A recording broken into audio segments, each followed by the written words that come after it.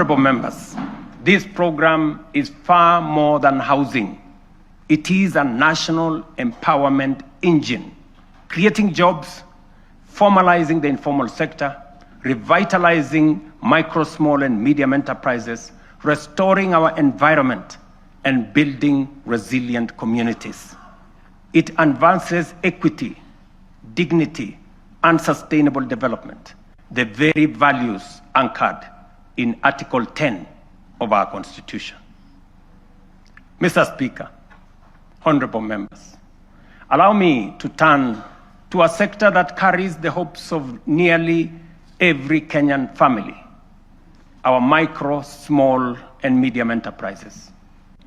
MSMEs are the backbone of our economy, the engine room of innovation, and the daily hustle of more than 15 million Kenyans. For decades, access to affordable credit trapped millions in frustration. Without collateral, there was no loans. For the millions blacklisted, every door of opportunity was shut. And when banks refused to take a chance, their dreams simply stalled. As promised, we broke that cycle.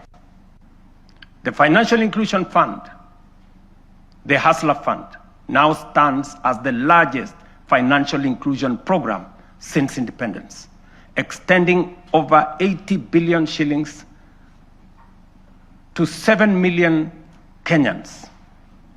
And those who were blacklisted, the 7 million once blacklisted Kenyans, have since repaired their credits. 3 million small businesses and their owners, previously locked out of the formal finance, are now banked.